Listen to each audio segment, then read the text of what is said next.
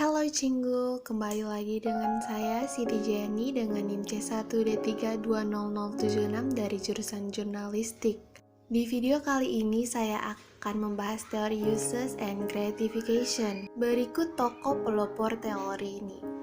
Elihu Katz lahir 31 Mei 1929 New York City, Amerika Serikat. Ia adalah seorang sosiolog Amerika. Katz melanjutkan pendidikannya di Columbia University, New York City, di mana ia belajar sosiologi dan memperoleh gelar PA 1948, MI 1950, dan PhD pada tahun 1996. J.G. Plummer lahir 1924 Amerika. Ia adalah teoris dari komunikasi dan media. Ia adalah lulusan ilmu politik dari Antioch University dan seorang mahasiswa doktoral lulusan London School of Economics. Dan Mikhail Gurevich adalah profesor di College of Journalism and Affiliate Faculty Department of Communication, University of Maryland. Nah, yang pertama, sejarah munculnya teori uses and gratification. Pada awalnya muncul di tahun 1940 sampai 1950. Para pakar melakukan penelitian mengapa khalayak terlibat berbagai jenis perilaku komunikasi, lalu mengalami kemunculan kembali dan penguatan di tahun 1970-an dan 1980-an. Adanya teori ini diawali dari pernyataan Katz pada sebuah artikel untuk menanggapi apa yang dikatakan oleh Bernard Berelson pada saat itu. Bernard menyatakan bahwa komunikasi akan mati, namun Katz menganggap pernyataan itu tidak benar karena yang sedang dalam kondisi tidak baik adalah komunikasi massa. Karena pada saat itu komunikasi massa hanya dianggap sebagai sebuah persuasi. Kemudian perbandingan teori uses dan gratification adalah kebalikan dari teori peluru atau jarum hipodermik. Dalam teori peluru, media sangat aktif dalam all powerful memborbardir audiens, sementara audiens berada di pihak pasif. Kemudian dalam teori uses and gratification ditekankan bahwa audiens itu aktif untuk memilih mana media yang harus dipilih untuk memuaskan kebutuhannya. Studi dalam bidang ini memusatkan perhatian pada penggunaan uses isi media untuk mendapatkan kepuasan atau gratification atas pemenuhan kebutuhan seseorang dari situasi timbul istilah uses gratification. Dengan demikian, kebutuhan individu merupakan titik awal kemunculan teori ini. Teori ini menyatakan bahwa orang secara aktif mencari media dalam muatan isi tertentu untuk menghasilkan kepuasan gratification tertentu. Asumsi dasar yang pertama, audien aktif dan berorientasi pada tujuan ketika menggunakan media. Kedua, inisiatif untuk mendapatkan kepuasan ditentukan audien. Ketiga, media bersaing dengan sumber lainnya untuk kepuasan kebutuhan. Keempat, audien sadar terhadap ketertarikan motif dan penggunaan media. Penilaian isi media ditentukan oleh audien. 3. Fungsi utama media. Yang pertama, memberitahu audien mengenai apa yang terjadi di sekitar mereka. Kedua, membantu audien memahami lingkungan sekitar secara lebih akurat.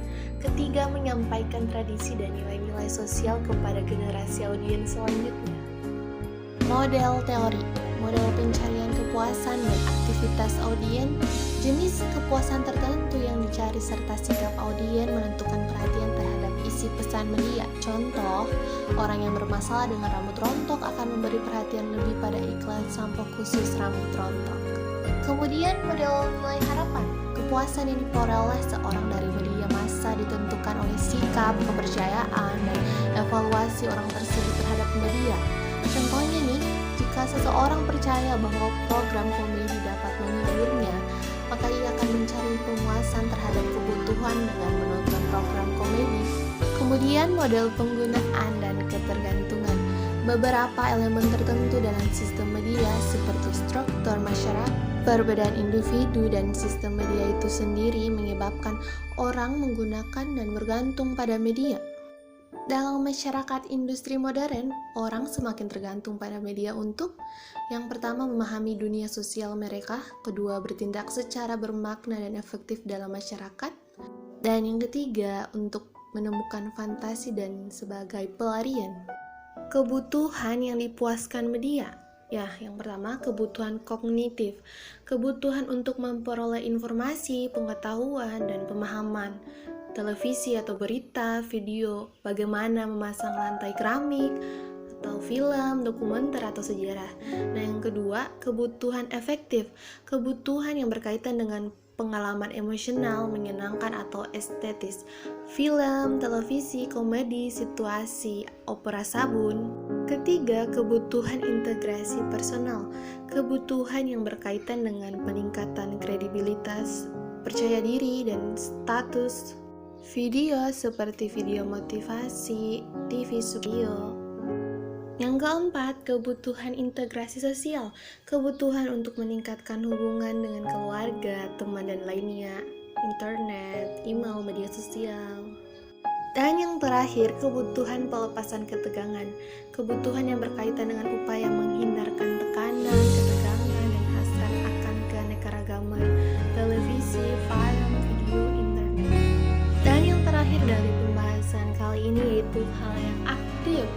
Yang pertama, kegodaan atau untuk menyelesaikan tugas-tugas tertentu, mendengarkan radio di mobil untuk mengetahui info lalu lintas dan lain-lain. Kedua, kesengajaan atau ketika motivasi orang menentukan konsumsi akan isi media, orang ingin dihibur memilih komedi, mengetahui suatu berita kayak di TV One or Metro TV. Yang ketiga, selektivitas berdasarkan minat individu, hobi membaca koran, majalah. Jika penyuka musik akan mendengarkan program musik. Dan terakhir, aktivitas, apa yang dilakukan konsumen media, individu lebih membeli berita online daripada berita surat kabar. Nah, itu semua pembahasan tentang teori uses and gratification. Sekian dan terima kasih.